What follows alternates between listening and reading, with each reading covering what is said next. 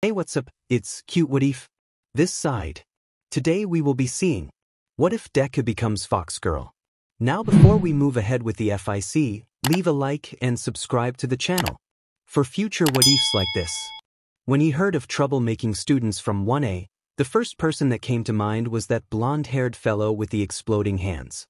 He was only half right, and the part that he was wrong on was so far from correct, he thought to pinch his cheeks in embarrassment. The other part of that troublemaking pair was currently huffing and puffing her way down to the trash bins whilst carrying several plastic bags that if they were stacked on top of each other would be taller than her. She was on the short side, smaller than even Nijire at first glance if he ignored the two green fox ears that stood on top of her head. Messy, unmanaged and altogether wild hair stuck out at every odd angle as it drifted partway down her back, barely contained into a loose ponytail by a red ribbon that sat just below her ears.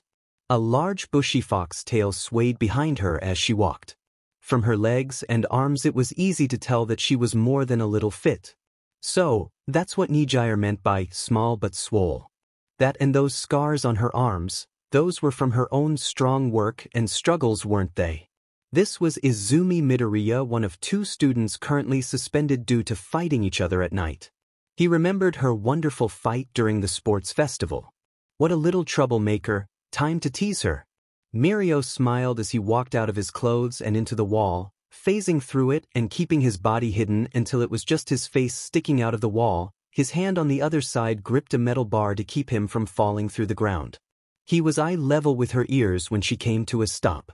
Izumi's ear twitched as she stepped in front of him. Her green eyes went wide as she turned to look at him. Her large bushy tail stood straight and began to bristle. Trash, right? He stuck his free hand out of the wall pointing towards the dump. The food trays are okay to go in the combustible trash, got it?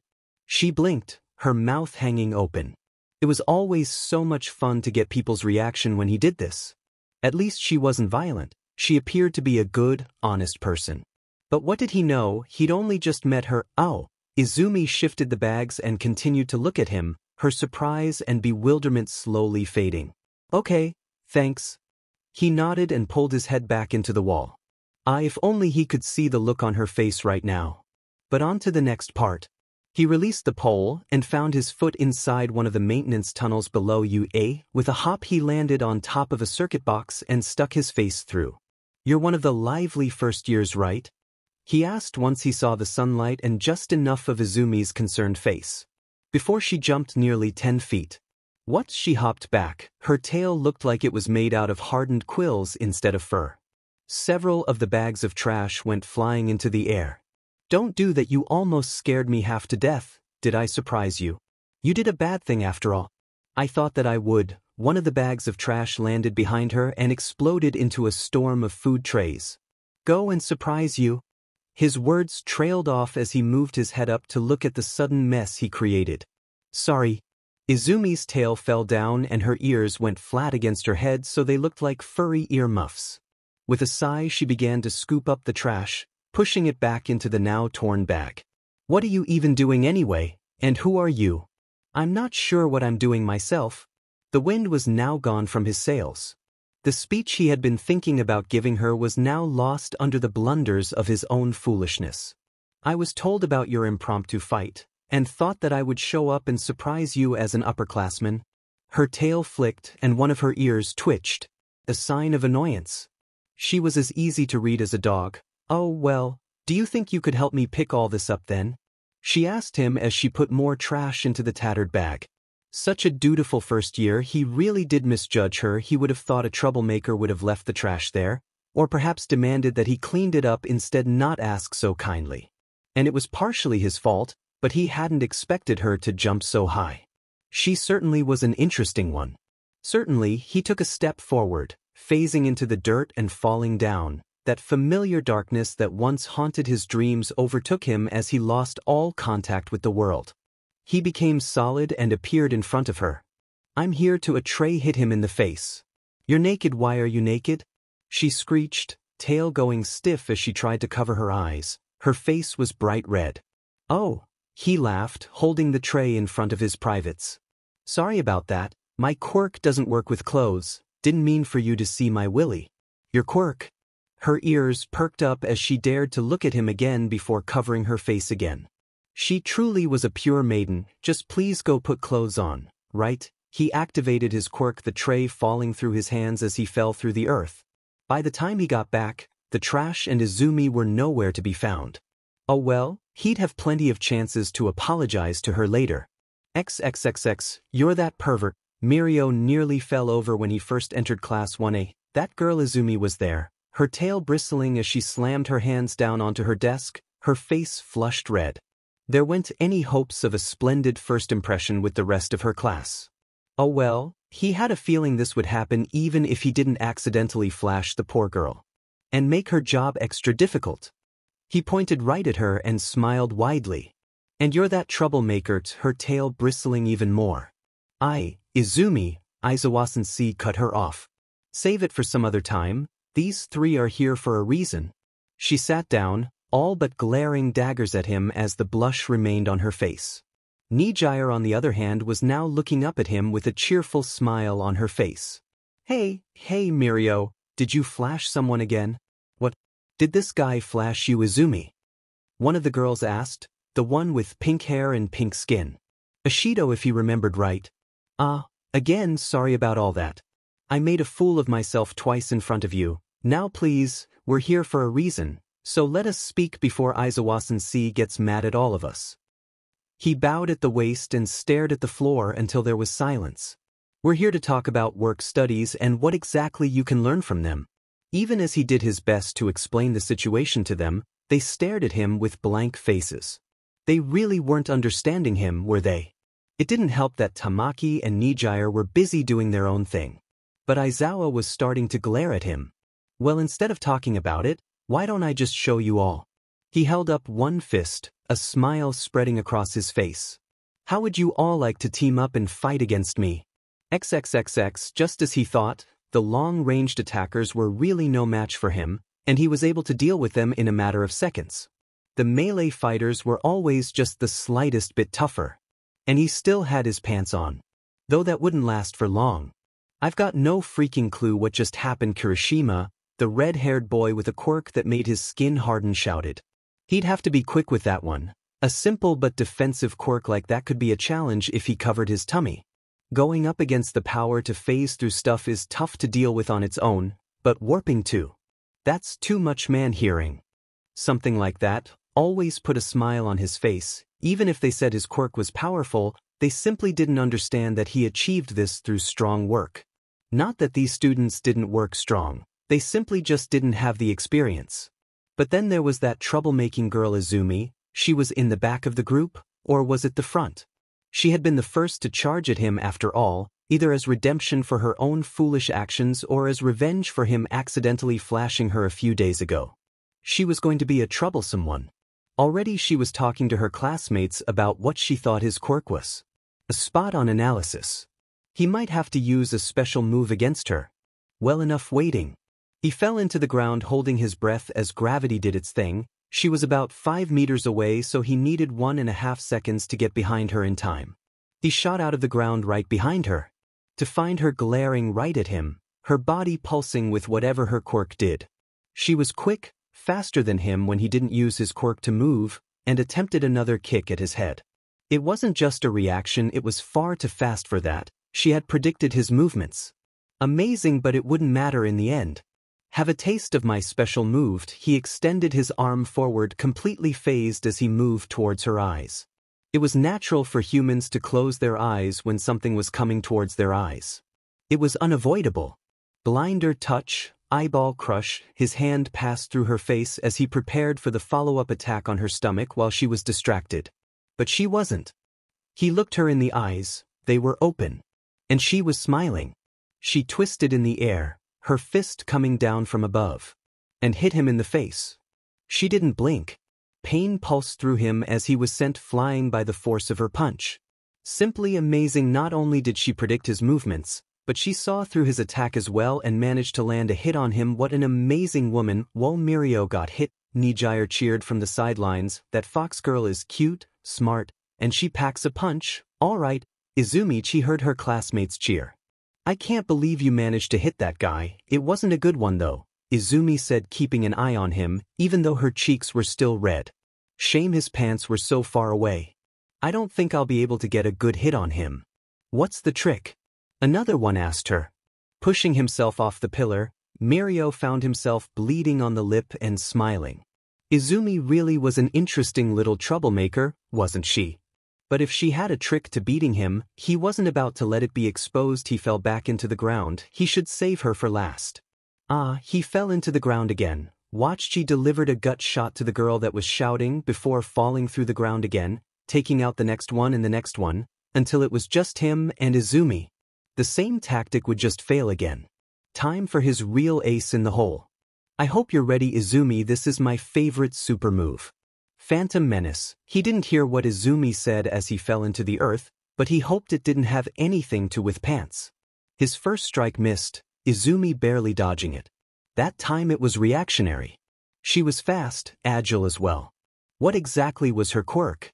It's been a while since an opponent could actually challenge him. Using his momentum to fly into one of the stone pillars, he phased and then right back out, heading towards her while she was still in the air. She twisted to intercept him, but it was too late, and he hit her strong in the stomach.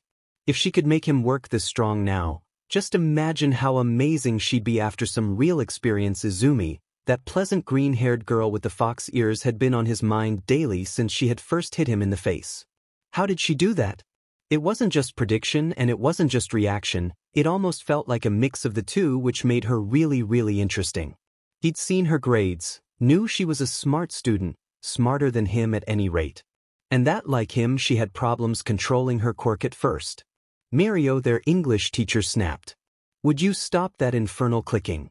Oh, don't mind him. Nijire waved her hand in his general direction, a wide smile on her face. Well, wider than her normal smile. He does that whenever he's thinking about the girl he likes. He's been doing that for the past week in every one of my classes, the teacher exclaimed.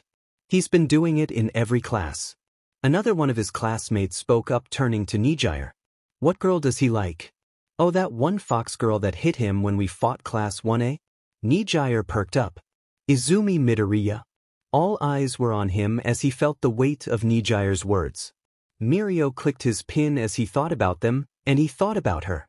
Beyond her physical appearance, which was really cute, there had to be something else that drew him to thinking about her. Was it really just the fact that she hit him during that fight? Was he really that simple? No, not really. But he couldn't deny that there was just something about Izumi that put a smile on his face. He really did want to talk to her again, if for no other reason to hear her talk. She really was an interesting little troublemaker. He was going to find her after class. For the love of all that is holy, would someone please take that pen away from him?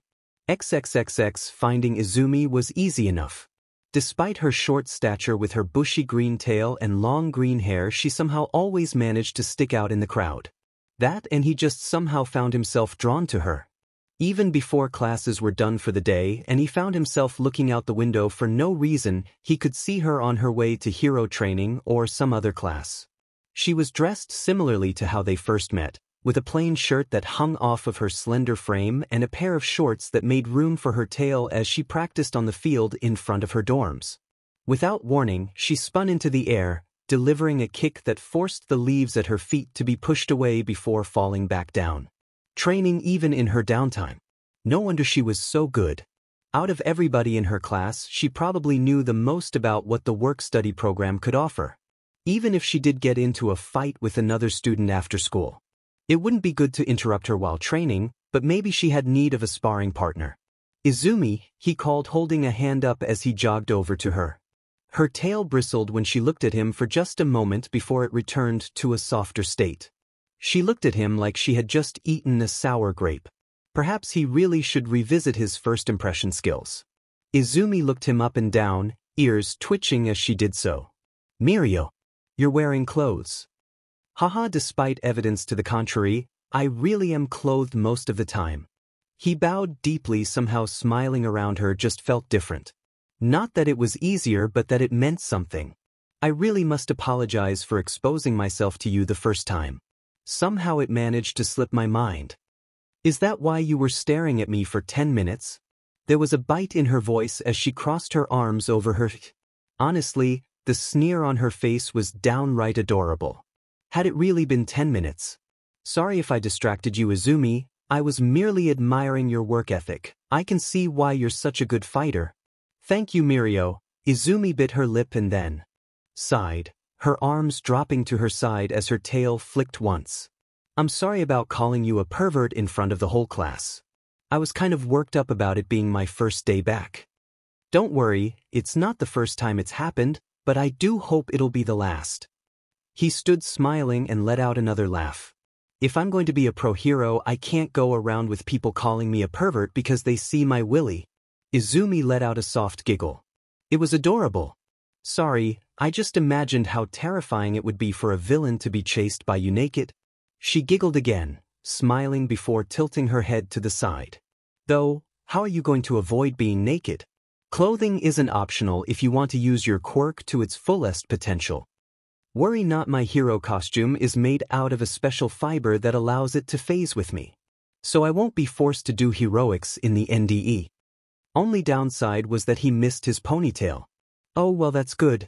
She let out a sigh of relief, then her face twisted and her ears perked up, tail standing straight. Wait, if they could do that, why don't you have a pair of shorts or something? Eventually, maybe. My costume was just completed recently and it does take a while to grow my hair out. He held out his finger hands and pointed to his fingernails.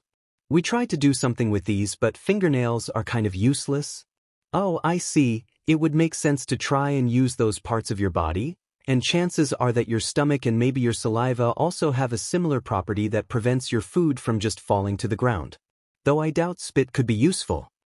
Izumi held her hand in front of her mouth as she began to mumble.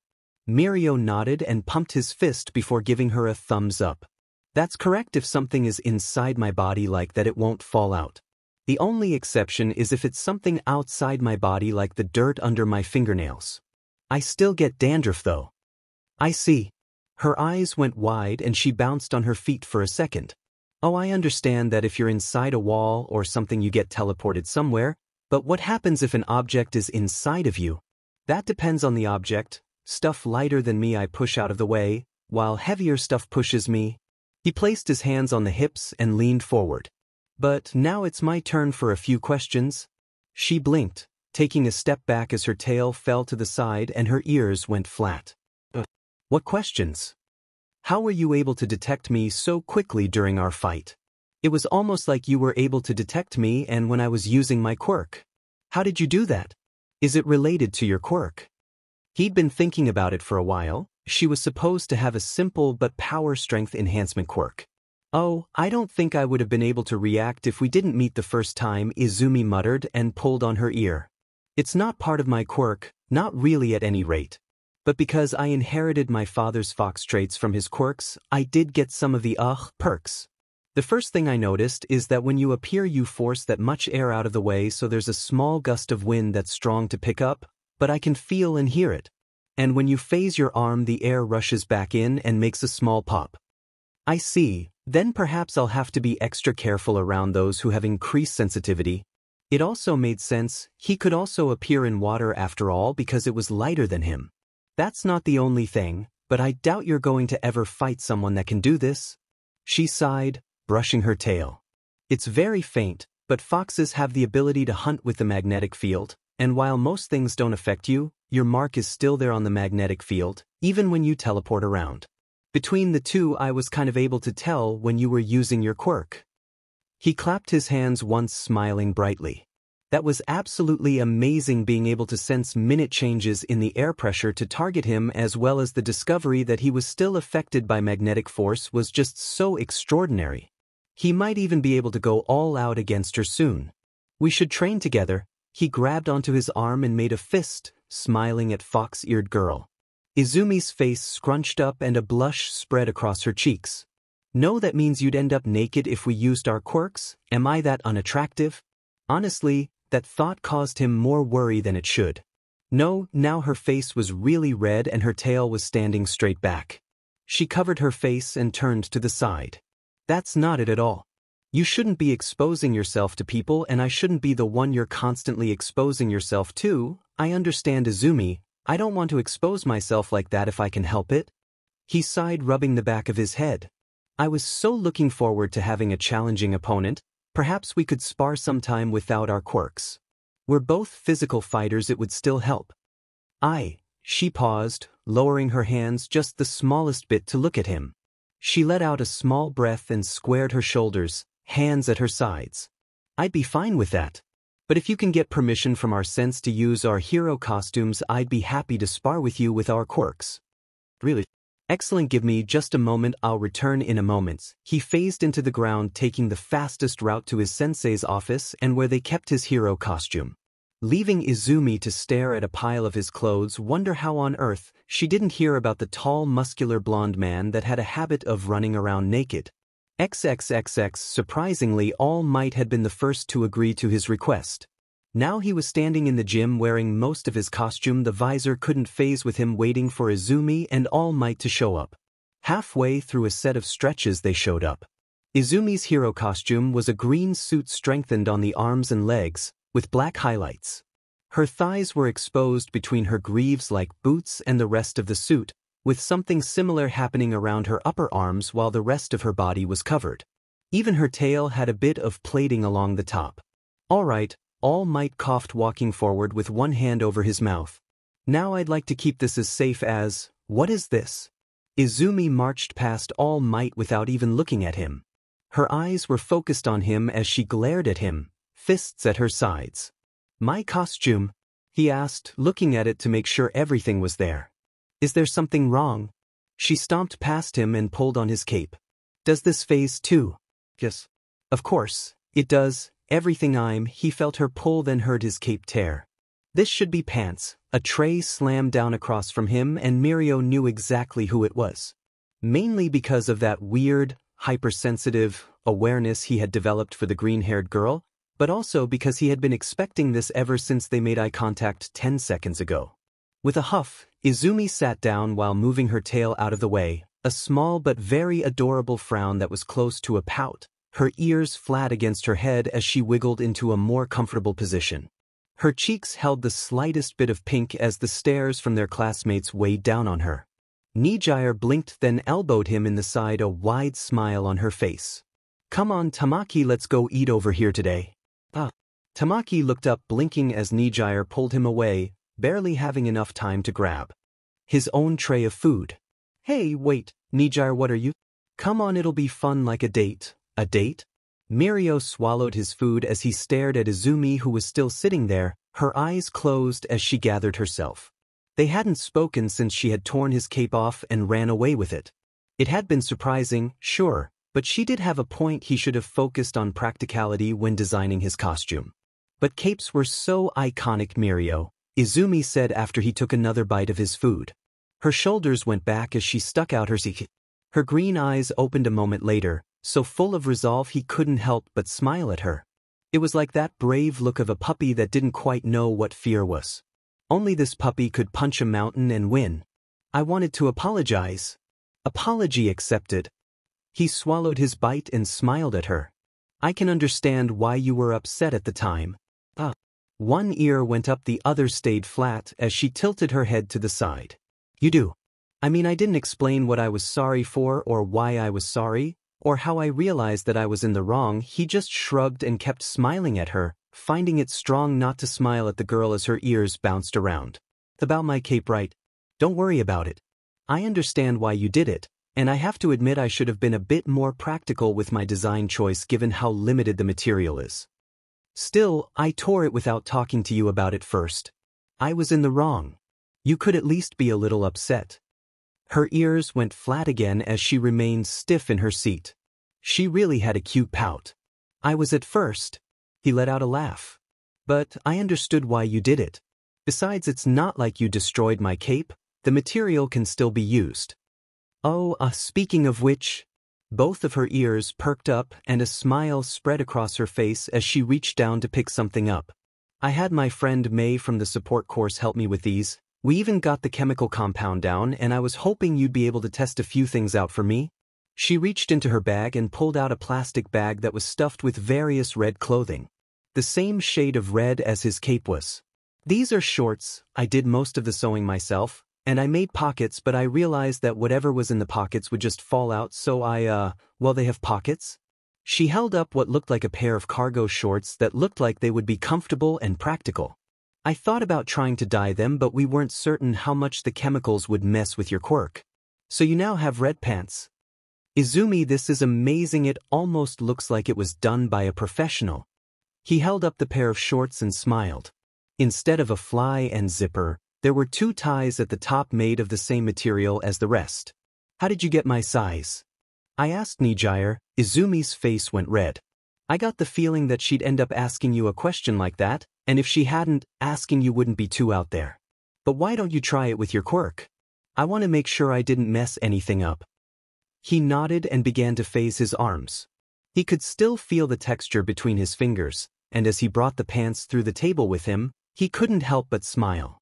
Amazing, Izumi, now I won't have to worry about showing my willy to people during training. With her green hair, she almost looked like a tomato. That's kind of the plan. She pulled a red shirt out of the bag. It looked lighter than the pants. This one I did alter the material a bit, because I didn't have enough after the shorts were finished, but can you see if this shirt will phase too? He was going to be a very red man in the future, at least until he managed to dye these. And a shirt. Amazing. Much like the shorts, the shirt also phased with his hands. Izumi, you made both of these in 2 days. You're just full of amazing surprises, aren't you? Thanks, I used to make my own hero costume, at home, so I got kind of good at sewing and stuff. But that's it for the original materials. Another object came out of the bag, this one just as red, but smaller and looked like it was made of a different material. This is a synthetic variation made by my friend Momo. She can use her quirk to make non-living things. And since hair isn't technically living, I thought it might be worth a shot. He held the odd piece of fabric in his hand and stretched it a bit. Elastic. What is it? It's supposed to be a sweatband. I didn't want to ask for too much material until we were certain it worked. She pushed a bit of her hair back only for it to fall back into place. So this is the real test. He nodded and phased his hand. Nearly instantly the band began to fall apart in his hand as though it was being unraveled. Izumi groaned, grabbing onto her ears as her tail stood rigid. It doesn't work. I guess, actually Izumi, it did work? He extended his hand out to her, heart pounding as he ran his fingers over the scraps in his hand. A phased hand. I don't know if it was bound wrong or if there just wasn't enough of it, but some of it did phase with my hand. Are you sure these are synthetic? Her green eyes went wide as she grabbed his hand, failing to do so as her hands passed right through his. Really? That's great. That means that it was just the binding and implication that were wrong. I'll have to get back to Momo on this. She'll complain about the economy, but we might even be able to get you some real clothes. Izumi gasped. I wonder if we could make you a gadget or something with the material. Like a set of HNDCFFS that you can phase onto people. There are so many possibilities. You're really amazing, you know, Izumi. He smiled at her, more enthralled by her than he was earlier that morning. Not many people would have thought to use another person's quirk like that. Maybe after you retire from being a pro you should think about becoming a teacher here. Her ears and tail stood straight up. Oh, thank you, Mirio. I'll just... She pushed her hair back again, her face switching from happiness to confusion to a dozen other emotions as she attempted to breathe, her cheeks still flushed. Right, well, let's eat. He laughed and held up his bowl to her. What? XXXX, apparently fate was on his side. Or more accurately, this was just a happy coincidence. Izumi wanted to meet Sir and she wanted to join his hero agency. This was beyond amazing. It was just another excuse to spend more time with her. Even if it was serious hero business most of the time. Maybe Nijire was right and he should formally ask her out soon. So, what inspired you to choose Sir? He asked, looking over to Izumi. Her ears went straight up and she jumped on her seat on the train. Oh, well, I'm a big fan of All Might and my quirk is kind of similar to his, so I figured that I'd try to work with his old sidekick to get more experience. That makes sense. Well, I don't doubt that Sir will accept you. Just remember that he has a sense of humor despite his seriousness demeanor. He poked himself in the settee with his thumb. So try not to worry so much. That's a relief. For some reason I'm really afraid that he'd reject me. She placed a hand on hers as he's smiling at him. I don't know where else I'd try to go. Besides, I think that it would be fun to work with you, Mirio. So you're not mad at me for before? He asked, almost leaning closer to her. Not really. Once I thought about your quirk, I understood the impracticalities of it. I'm still annoyed it happened, but I'm not mad at you about it. Does that make sense? I feel like I'm not making sense. No, I understand. He smiled, sitting back on the seat as they neared their stop. By the way, you should try to make Sir laugh at least once. That only made her tenser. She really shouldn't worry so much. She was a really amazing person. XXXX, it's not like you to worry so much, Mirio. Bubble Girl laughed at him as she leaned on the wall beside him. The blue-skinned girl was still recovering from her most recent trip into Sir's tickle hell machine. Is she really just your junior?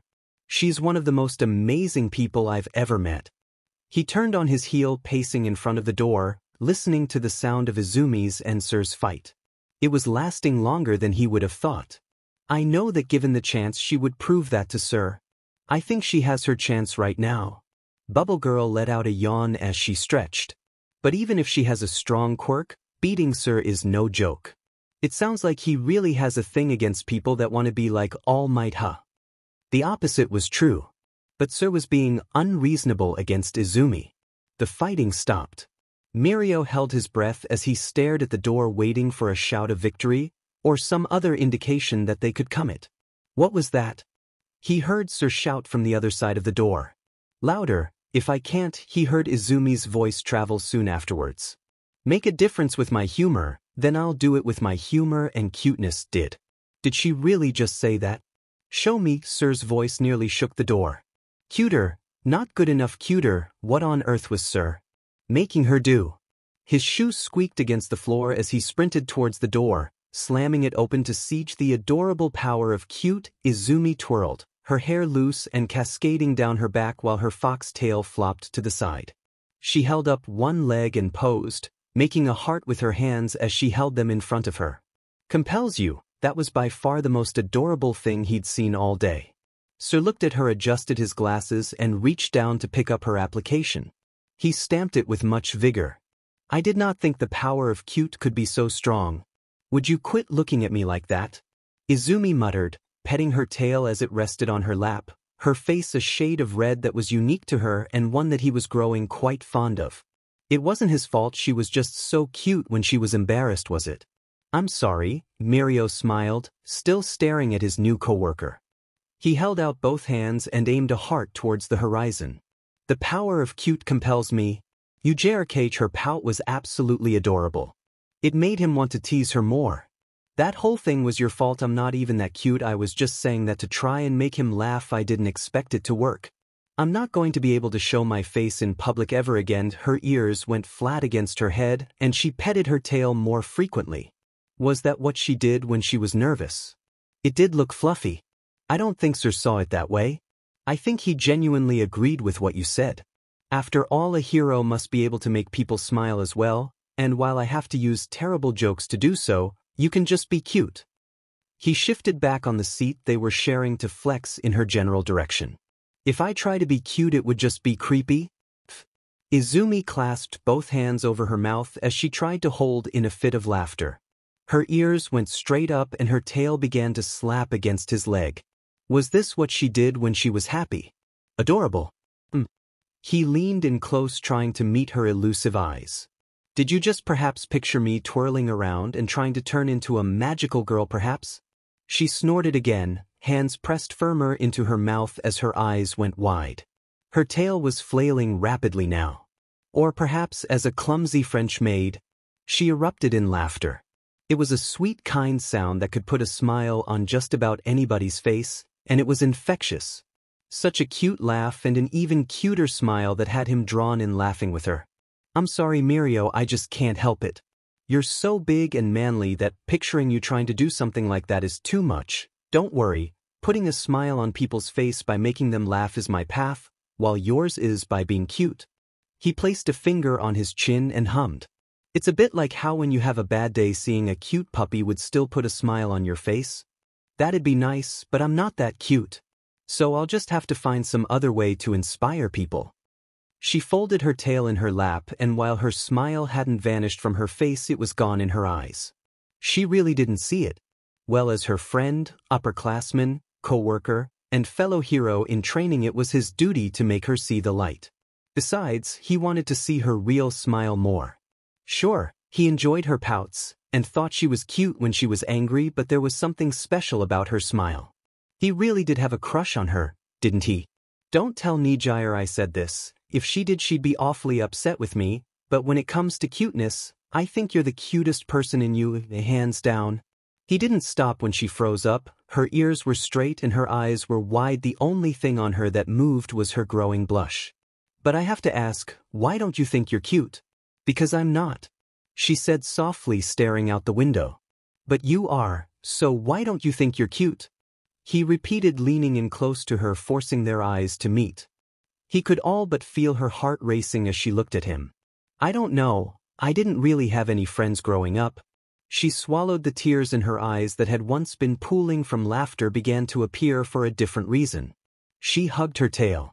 I wasn't so much bullied as I was ignored. I don't know why the girls didn't like me, or why the boys avoided me, but they did. So, my self-confidence isn't what it should be. She paused and sighed, her posture relaxing as she looked down at her tail. At least that's what the school psychologist said. It wasn't until your age that I started making friends, but no one really called me cute before. Well, aside from my mom and dad. Then I'm happy to be the first at our school to tell you how cute you are. He pushed a thumb into his igi and held his head high. Izumi, you are by far the absolute C. She silenced him by shoving both hands into his face. Her knees were on their seat as she looked him in the eyes. Please, no more. You've made your point. He phased his head out of the way and caught Izumi before she fell all the way. When he rephased, he found that their faces were close, far closer than he thought they would be. Smiling, he pushed her back just enough. I might be a little biased because I like you, Izumi, but you are really cute and really appealing as well. Tail straight and bristling, ears straight, and face red. Izumi froze as he held her by her upper arms. She blinked slowly. You think I'm cute and appealing? He nodded. The prettiest in our school. And you like me? Like, as more than a friend, like the way that a boy likes a girl he likes. How red could her face possibly get? Yes, if you want to know, when it was after we met a few weeks ago. She sat down on her calves and stared at him for a few moments. So, this is a confession then? Oh, I suppose it. He gave a humorous laugh and scratching the back of his head. He didn't intend to tell her like that or now, but he just wanted her to understand how cute she was. Don't apologize, she screamed. Her tail bristled even as she wagged it back and forth.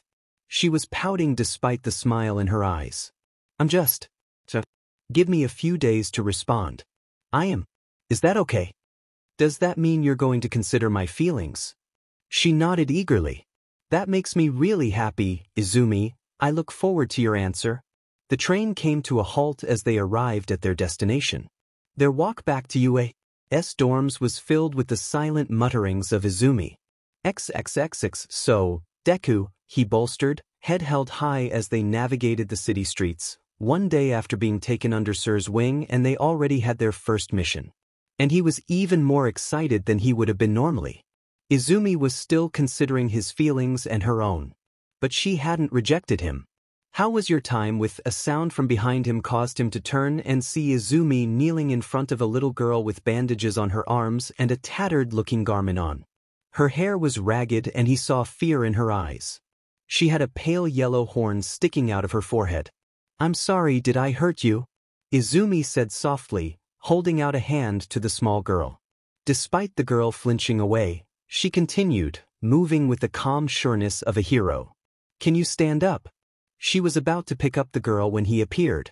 That man they were after, the leader of the Yakuza, Chisaki. Shame on you, causing trouble for this nice hero. He saw Izumi freeze, realization spreading across her face. Damn it, he should have made her wear her mask. Curse his desires to keep things casual at work and his own selfish longing of seeing her face. Even if she did look cute with her mask up. Let's go home, Mary. Chisaki strode out of the alleyway with an unsettling calmness to him. He knew they were onto something. Sorry for any trouble my daughter caused, hero. She tends to get excited while playing and hurts herself. It's a real problem. A bald-faced lie. There was no way such a timid-looking girl would be so reckless. And there were barely any marks on her bare feet. He needed to intervene. Flipping her hood back on, he walked forward. Did you forget to wear your hood again? You must have changed your hairstyle, ignored her confused look and walked forward. We're the ones who should apologize, sir. That fabulous mask you've got there, you must be with the famous Hasaikai. I've heard you were around these parts. Yeah, don't mind the mask, I'm just sensitive to dust and grime. More like he had a lust for crime. Damn it, not a time for witty one-liners. Are you two newcomers to the hero business? You're both so young. That's right, we're students here for practice. I'm showing my junior around on how to do patrols. He must not clue him onto sir's name. They needed to leave and report in. About this encounter and about the girl.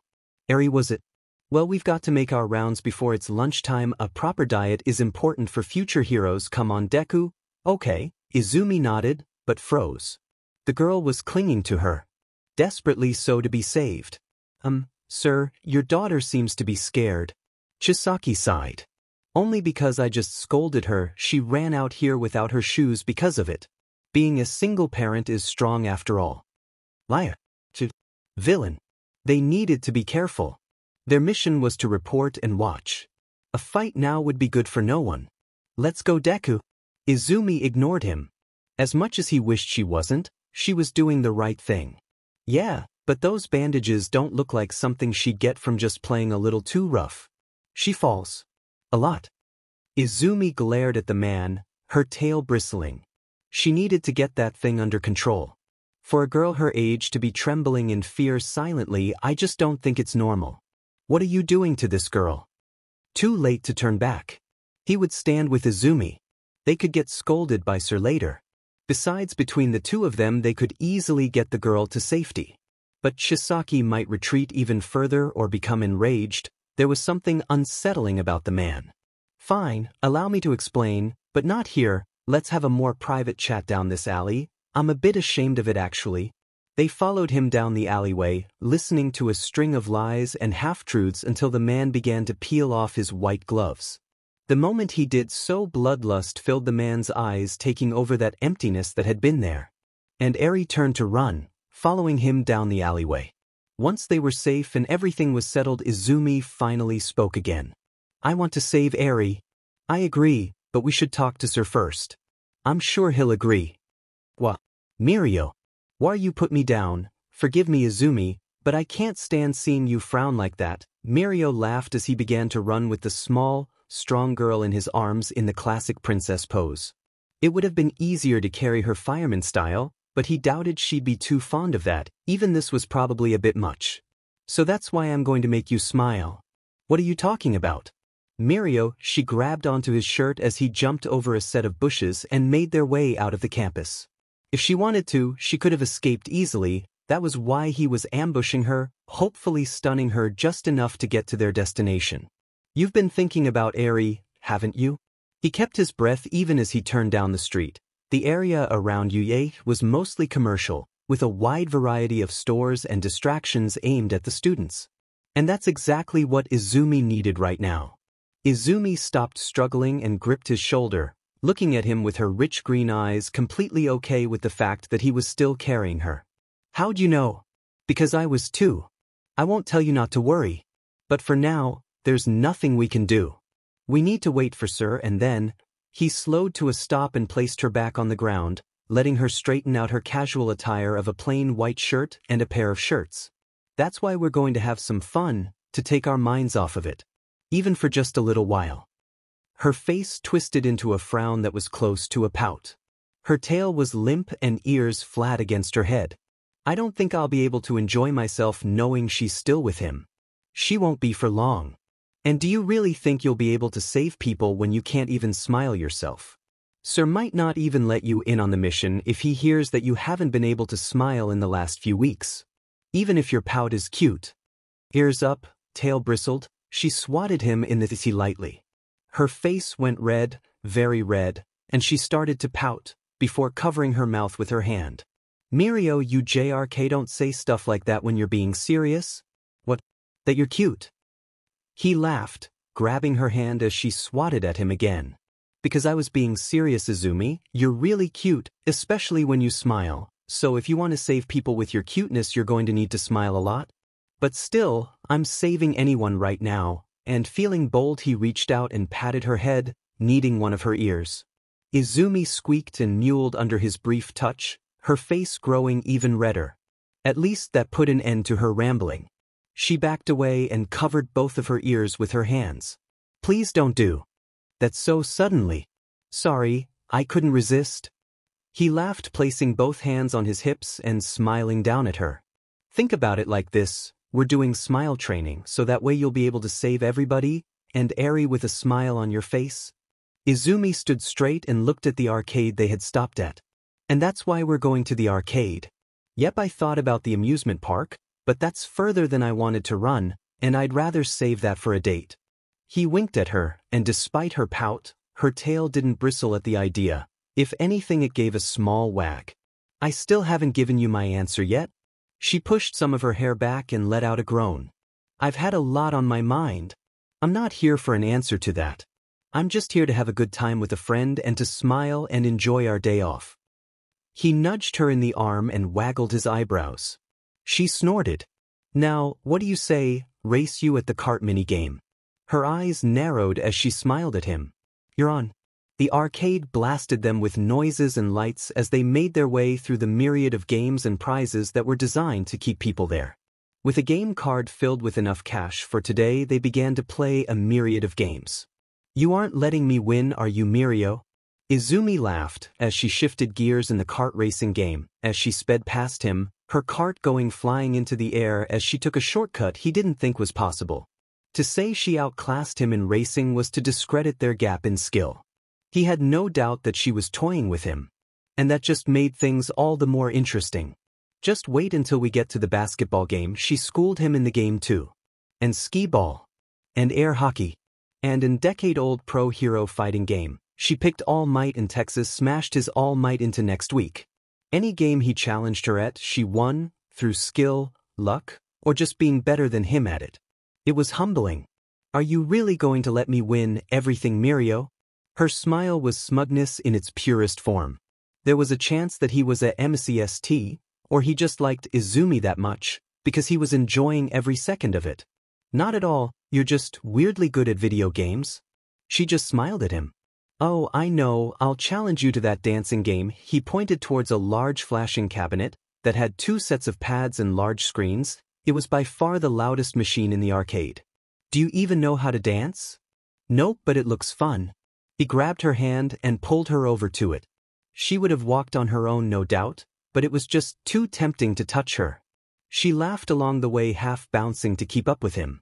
Every time he heard her laugh, he couldn't help but smile at her. It was such a wonderful noise that filled him with delight. Sure, he had come here for her, but she was the medicine that he needed as well. So it was a win-win. Even if he was getting publicly humiliated by losing every game.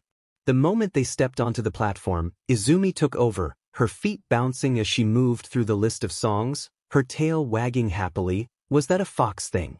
Did foxes do that? Either way, it was cute. With her tongue sticking out of her mouth, the countdown began. I hope we're ready, Mirio. I won't go easy on you. I never want you to go easy on me. He stretched, popping his neck and bouncing to get ready for the directions to appear. But I do feel like you have some kind of hometown advantage with this game. Her smile grew as she stretched from side to side and bounced on the ball of her feet. And bounced a bit more in places that he really shouldn't be looking at. Izumi was small in many ways. The places she wasn't were her tail, her ears, her hair, and her seat. I have the high score on one near my old school. She looked at him and winked. If she noticed him staring, she didn't react to it. Which was good. So, sorry. If he thought that his victory against Class 1A had been absolute, Izumi's victory at the dancing game was a bloodbath. After nearly 5 songs over 20 minutes, he had been completely destroyed and left panting at the exertion. How are you so good at this? Izumi laughed from beside him, using her shirt to wipe the sweat from her brow, showing just a hint of her firm stomach beneath it. That glimpse only lasted for but a moment before she patted him on the back. I played it every day on my way home from school. It shows, no doubt that helped your agility a lot. He stood and checked the clock. Why don't we go get some dinner and then head back to the dorms? Sure, her smile was so pure and happy at that moment that he wanted to treasure it forever. You have an appealing smile. Izumi was red-faced during their meal and even on their way home. The next day, they were both called to Sir's office. And the preparations for the raid began. He felt fine. More than fine. Sure, he was a bit stiff from some of the injuries he had gotten. But that was nothing. He was perfectly, absolutely, spectacularly fine. At least physically. And he didn't have his quirk. At least, not right now. Or ever again. And Sir had died. He had lost so much. He didn't have that guidance anymore. He didn't have his quirk anymore. All his strong work to become a fine hero one day was gone. But Eri was alive. And Sir said he needed to keep smiling. He couldn't let Eri see him like this. She needed to know he didn't believe any of this was his fault. Rolling on his back, Mirio began to kick his legs in the air, exercising them for no real reason other than to vent some of his frustration. It wasn't working. The door swung open and he saw the first and last person he wanted to see right now. Izumi. He wanted to see her because she always put a smile on his face, but he didn't want her to see him like this. But now, with those wide eyes of hers looking at him, a smile the furthest thing from her face, and a tear staining her cheek, he knew that he had failed. She had cried for him.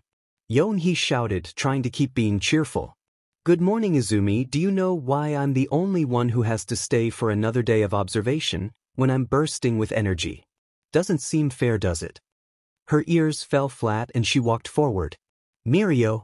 I know. He sighed and stopped moving. His smile fading, and it took all his strength to hold back the sadness in his heart. Even with Izumi there. I shouldn't be smiling right now. My MST are passed away, and I lost my quirk. But you came to see me, so even if it's just a little bit I can smile like nothing's wrong, right? Mirio, she muttered again, placing a hand over her while the other gripped the skirt of her school uniform. Don't worry about me, Izumi. I'm still going to be an excellent hero someday. I'll just have to work harder to save 1,000,000 people one day. He sat up, smiling at her with his legs crossed on the bed. Besides, if I'm all gloomy around you and Eri, you'll get hurt too. I don't want that. Mirio, she said for a third time, her fists shaking and tears welled in her eyes. Her tail bristled. I did something horrible to you. If it wasn't for me, then you would have been fine. I know it. Why was she blaming herself for this? They both did everything they could. And he wouldn't want to trade places with her. What are you talking about, Izumi? You did. No, just please listen. I took something that was supposed to belong to you. You were the chosen one. But I made a stupid wish and stole it. She fell forward and grabbed his hand while falling to her knees. I'm sorry, Mirio. I'm so sorry. I didn't know it would end up like this. I wanted to be heroes with you. I wanted to be partners. Now, Izumi. He grabbed her shoulders and shook her. What are you talking about? You couldn't have stopped what happened. I can still be a hero. Sure, I wish I still had my quirk. But this won't stop.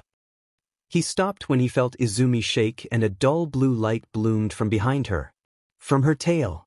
It grew brighter and brighter, and Izumi made a squeal-like noise when it ended with a final blinding flash that marred his vision for a few seconds afterwards. Me. He finished before blinking away the spots in his vision. What on earth was that? And something was off about Izumi. Have you always had two tails? Two. She looked at him wide-eyed and reached back to grab one tail, then the other one that looked just as full and busy as the second one. Her eye twitched and her ears perked up before she used her shoulder to wipe away a tear. It happened again. Mirio, can you try to use your quirk? It wasn't like he hadn't been trying to use it. He'd been trying since he had gotten to the hospital. But whatever happened to Izumi wouldn't change anything.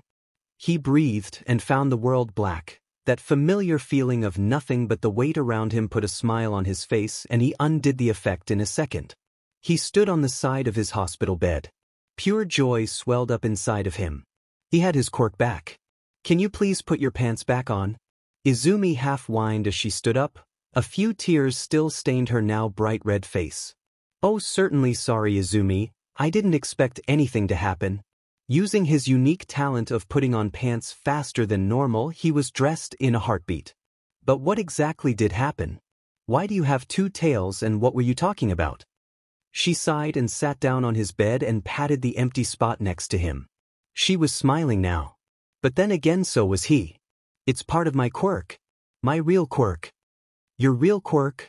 He asked, sitting down next to her while putting on the rest of hospital clothes.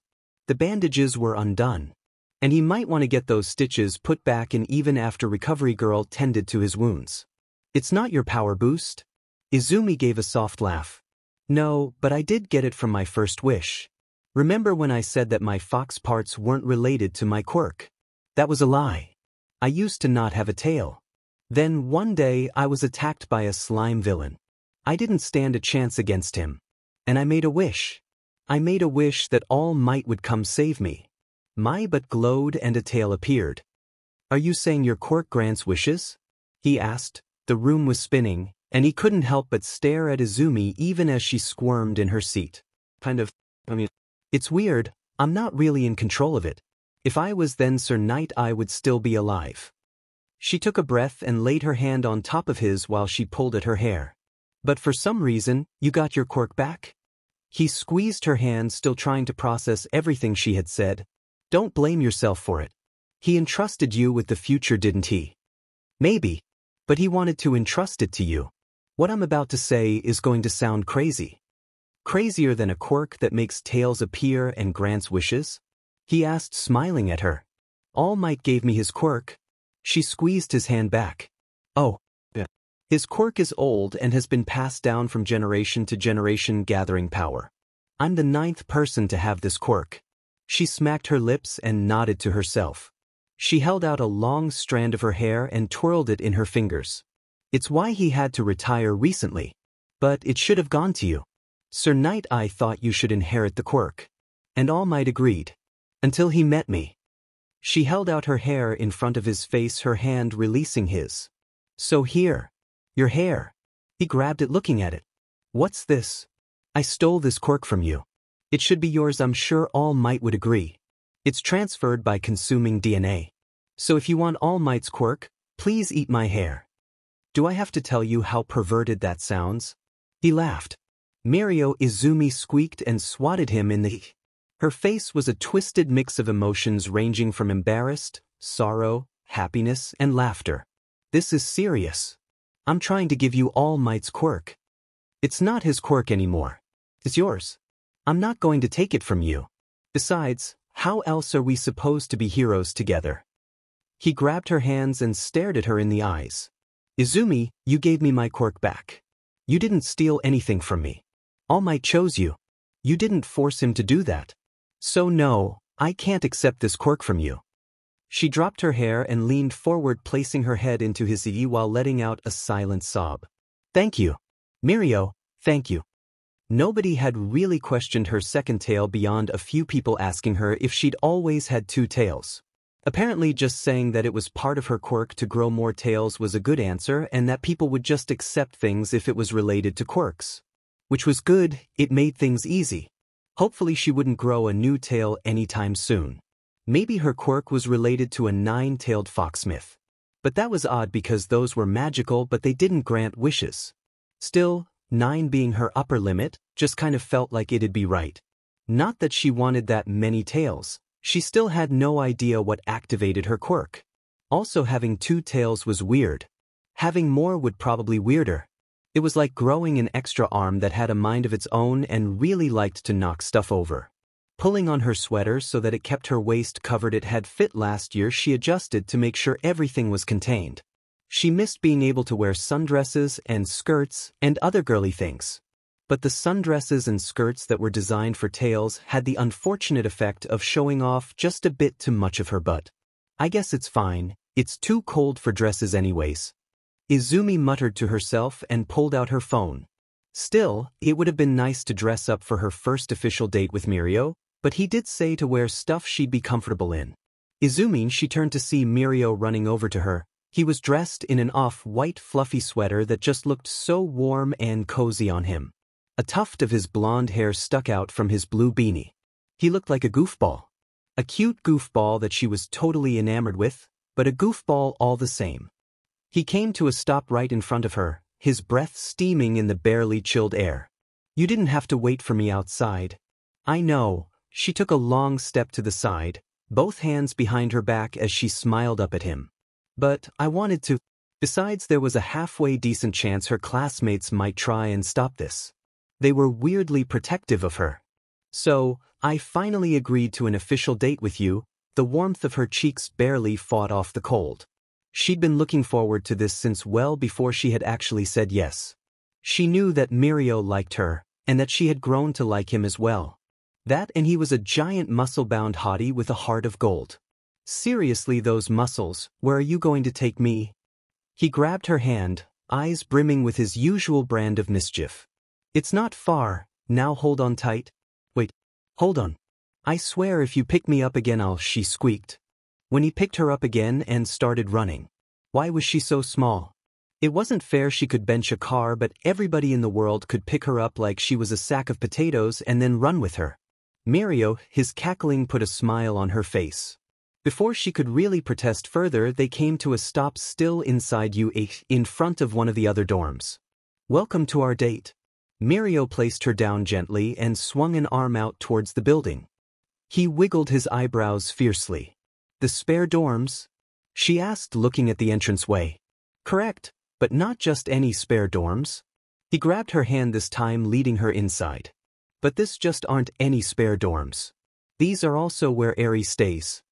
He pushed open the door, revealing a common area similar to the one that she was used to in her own dorms, but there were stacks of pillows and blankets, and the TV was showing a lit fireplace. Stumbling out from behind the couch was Eri, who was carrying a set of blankets larger than she was. Eri tripped, falling onto the blanket she was holding, and looked up to see them. A smile appeared on her face as she stood back up. "Izumi, are you here to help us make a blanket fort?" She squeezed Mirio's hand and glared at him. "Sometimes you're so sweet I want to punch you." "Sure thing, Eri. Do you know how you want it to look?" She and Mirio walked over to the little girl, who was already dressed in a set of peas. Her long ashen hair was free about her head. "Big and fluffy." Mirio laughed as he moved to grab some of the cushions. "Izuwasen is out tonight, so it'll just be us three. I have movies, dinner, and hot chocolate all set up."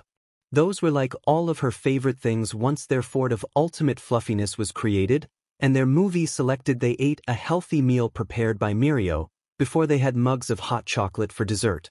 It was an odd date, but that didn't stop her from enjoying herself. Mirio had planned everything out perfectly. It was well past dark by the time they finished their second movie. All three of them were laying under their fort, with Eri in the center. Through the darkness illuminated only by the lights outside and the credits of the movie, she saw Mirio looking at her, then down at Eri. "I think she's asleep," he whispered softly, pushing a bit of Eri's hair out of her eyes. Eri was on her side, snoring softly as she was nearly curled into a ball. She looked so cute when she was asleep. She nodded towards Mirio. "She's great." He moved out of the fort with great ease despite his great size, and squatted in front of her, smiling. "Come with me for a minute." She took his hand and looked towards Eri. "Are we allowed to leave her alone?" "Of course, she's our guest here, not our prisoner." He pulled her out from the covers with great ease, before patting Eri on the head. "I'm going to sleep out here with her tonight. I think that she'd like waking up in her fort." "Oh, I'm sure she'd enjoy that." She allowed him to guide her around back to the set of stairs leading upwards. "Where are we going?" "The roof."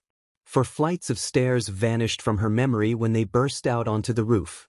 There was little up there besides the clear open sky that stretched out before them. The stars glittered and gleamed in the night sky despite the lights drifting up from the lights of Yue.